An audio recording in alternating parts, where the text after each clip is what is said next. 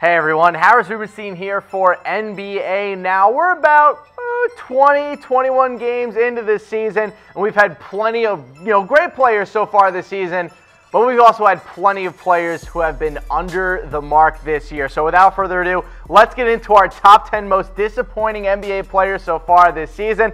Let's start with our first one. We got to start with a couple of Celtics players because probably the most disappointing team in the NBA so far this year. Maybe them, maybe the Rockets, but semantics at this point. The Celtics are 11-10 through 21 games, and Jaylen Brown has been a big reason why they've not been able to get things going. His defense has completely fallen apart. His outside shooting has taken a huge step backwards this year, and he hasn't really found his place in this Celtics team yet, whether it's trying to mix with Gordon Hayward or play next to Kyrie Irving full-time or actually mesh well with Jason Tatum with the other three guys on the floor.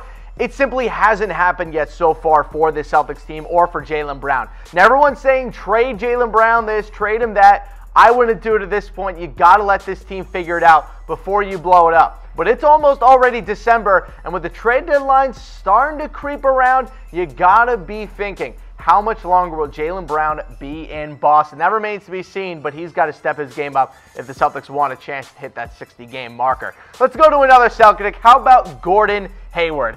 Look, maybe our expectations should have been a little bit more managed coming into this year. After all, he was coming off of a debilitating ankle injury where his leg basically split in half, and he's clearly still struggling with returning from that injury. His explosiveness is not there at all. He is a complete non-factor in transition. He has no explosiveness at all around the rim. His shooting is way below what it used to be, and it's clear this Celtics team expected Jaylen Brown and Gordon Hayward to be two of the biggest players on this team so far, and they simply have not lived up to their expectations so far this year. But we saw what happened when the Celtics were able to slot in both Marcus Smart and Marcus Morris into the starting lineup. They were able to dispatch a good Pelicans team on the road, so maybe that will help spark this Celtics team. But man, for now, this Celtics team has not been able to get things going. So I don't know from you guys, how many wins will the Celtics end this season with? I originally said it was going to be around 62 wins. That at this point would be crazy, and the Celtics would have to go 51-12 over their next 63 games in order to hit that number. I don't think that's going to happen, but yikes, that's a lot of wins the Celtics are going to have to get. But let me know in the comment section below how many wins you guys think the Celtics will end with. Let's go to our next player here, someone who I said was arguably the second most important player in the entire Western Conference. So far, I've been right in the fact that his lack of impact is what is holding the Lakers back so far. Brandon Ingram has not taken the leap that they have needed him to so far. His scoring has taken a big step backwards. His efficiency has taken a big step backwards. Now, I know he had the suspension, and that probably hurt his overall chemistry with this team just based around total minutes played, but he's played 15 games so far this year. And honestly, he has not been the same player that he was last year. Now, playing next to LeBron is a big adjustment for just about everyone. But at the same time, the reason that they did not trade for Kawhi Leonard is because they expected Brandon Ingram to take a huge step forward this season. With how great Kawhi is playing, it's tough not to think if the Lakers made the right decision there. We'll keep it with time, but for now, Ingram has not been the player that the Lakers have needed to, and probably one of the biggest reasons why they've struggled early on so far.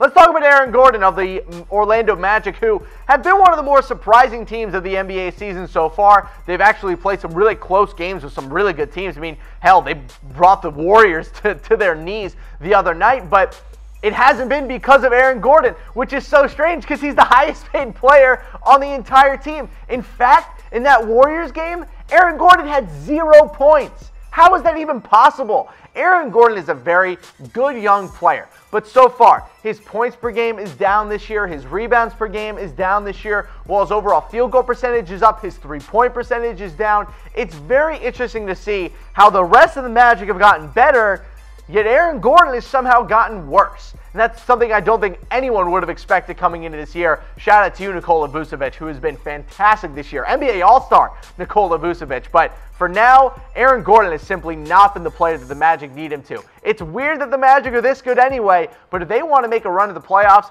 Aaron Gordon is going to have to step up. Let's talk about one of the most disappointing teams in the NBA this year, to my chagrin, it's been the Utah Jazz. Very upset that the Utah Jazz have not been the team that we thought they were going to be this year.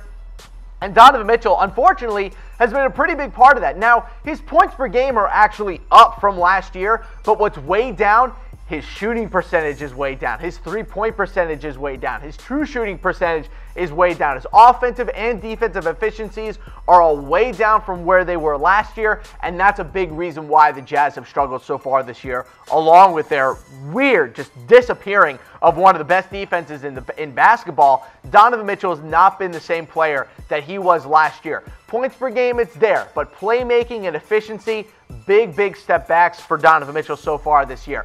I think we'll be able to get back to where he was, but it is a little bit concerning. Year over year as a sophomore that he's not able to keep up to the pace that he had last year. We'll see, but for now the Jazz are in big trouble. The West is as good, if not better, than we thought it was going to be this year. A deal that just seems to keep getting better for me, though, is the deal that BetDSI is giving us here at Chat Sports. Chatsports.com/bet. Use that promo code NBA120 for a 120% deposit bonus. Basically, if you deposit $100, use that promo code, you get $120 for free. And guess what? I'm still using the same deposit bonus from my first deposit. Still using it. Still making some great money on NFL and NBA this year. Use that promo code and head to chatsports.com/bet. My victory tour is continuing, everyone, because for some reason, you tried to talk yourselves into John Wall, A, being a top 5 point guard, B, the Wizards somehow being a top 5 team in the East.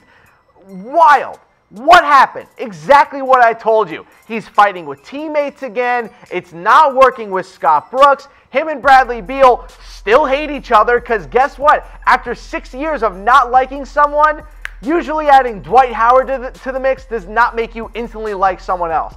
John Wall is about to have the worst contract in sports. Because guess what? That Supermax extension, that $40 million a year that the Wizards are going to have to pay him, hasn't even come into effect yet. He doesn't get paid that much money until next season.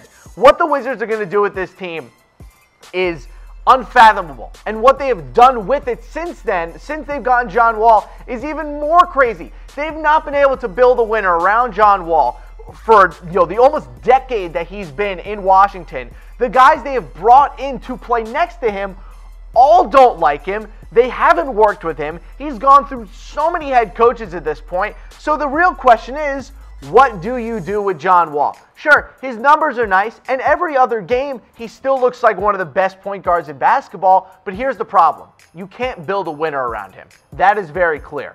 So I want to know from you guys, will John Wall be traded? Give me a Y for yes, give me an N for no. I say yes, but I do not have a clue about where it's going to go. You cannot find a team in the NBA right now that's going to take a point guard about to be on the other side of 30, about to be paid $40+ million a year with multiple knee surgeries. Not many teams are going to pick up that kind of player, so the Wizards might be in a little bit of trouble with this John Wall contract, not to mention he hasn't been as good as he's been in years past. Let's go to our next guy here. How about Andrew Wiggins? Oh, man. He has been downright terrible this year. I don't want to hear that, oh, he was bad because Jimmy Butler was there, and now that Butler's gone, he's going to be good. He has been worse since Jimmy Butler has left. It's almost like a guy who shouldn't have any responsibility on an elite basketball team has been given all of the responsibility. He is shooting 36% from the floor. He's averaging 15 points per game. He was averaging at least 20 last year. He has taken a massive step back this year. He was already a nobody on the defensive side of the ball. And look, Robert Covington has saved the Timberwolves' butts since they've traded for him. Covington's been fantastic. Towns has started to step up, as has Dario Saric. But Andrew Wiggins, he has been, without a question, with that contract, one of the biggest disappointments in the NBA so far this year. I don't know what they're going to do with him. He cannot be the second best player on your team if you're trying to make the playoffs. Let's go to our next guy. The former 4th overall pick in the draft, Josh Jackson, has been probably the most disappointing top 5 pick that we've had. Well, that's not true because Markelle Fultz got picked, so I'm going to take that back. Josh Jackson has been almost as disappointing as Markelle Fultz has been. Because now not only has he not improved his offensive game at all, he hasn't. He's still averaging under 8 points per game. He's now the third small forward on the Phoenix Suns, behind both Trevor Ariza and TJ Warren. TJ Warren has taken big steps forward this year. He's been fantastic, who I told you guys about last year.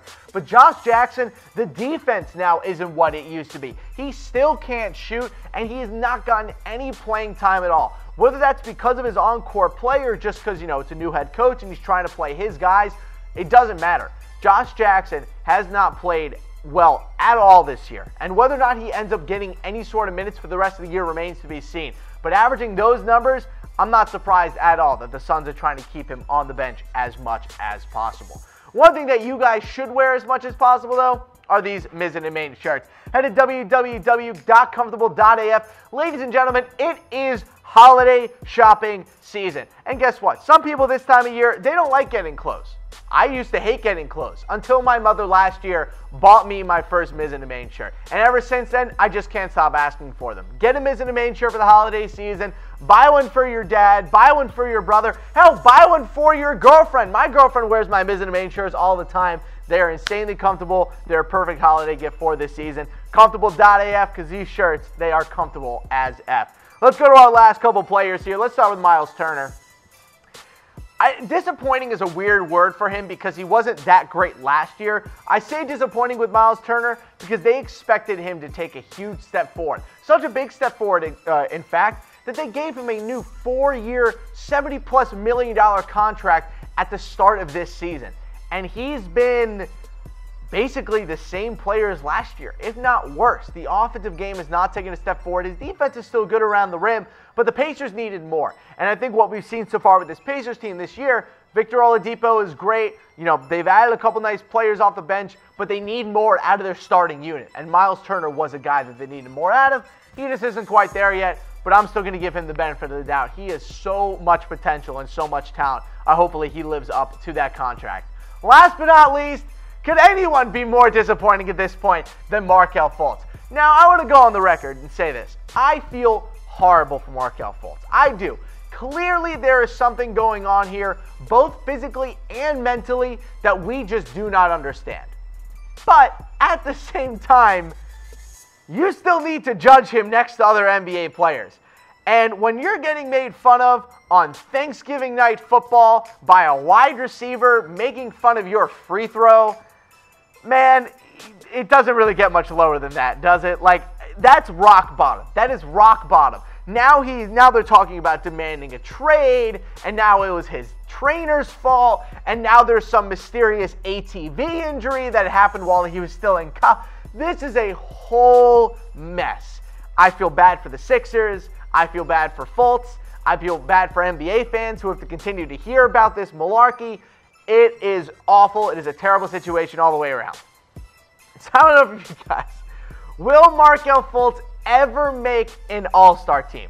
We're not even talking about an All-Pro team or an All-NBA team, or even making it ever to the finals. Will he ever be an All-Star? And we've had plenty of weird NBA players throughout history make an All-Star team. Can Markelle Fultz make an All-Star team? Let me know in the comment section below. Likely not this year. Probably not next year. Ever in his entire career, however long that may be, will Markelle Fultz ever make an All-Star team? Let's go back through my 10 most disappointing players so far this season. Got 2 Celtics at the top with Jaylen Brown and Gordon Hayward, along with Brandon Ingram, Aaron Gordon, and then Donovan Mitchell, who, mind you, I want to point out, still averaging 20+ points a game. It's his efficiency that has been his downfall so far this year. The shooting percentage has not been where it was last year. And when you're 6'2" and you're doing a lot of chucking you're doing a lot of chucking from behind the arc, you got to have that efficiency up. Turns out what Steph Curry does, it isn't exactly that easy. Our next disappointing players, John Wall, duh, I told you so. And obviously Andrew Wiggins and Josh Jackson, 2 of the younger players in the NBA, which people are trying to convince themselves is good. And then obviously we end with Markelle Fultz, who, God bless you, man. I hope you can end up making it happen. But that's going to do it for our 10 disappointing players this year. Remember, chatsports.com/bet. Use that promo code NBA120 for a 120% deposit bonus.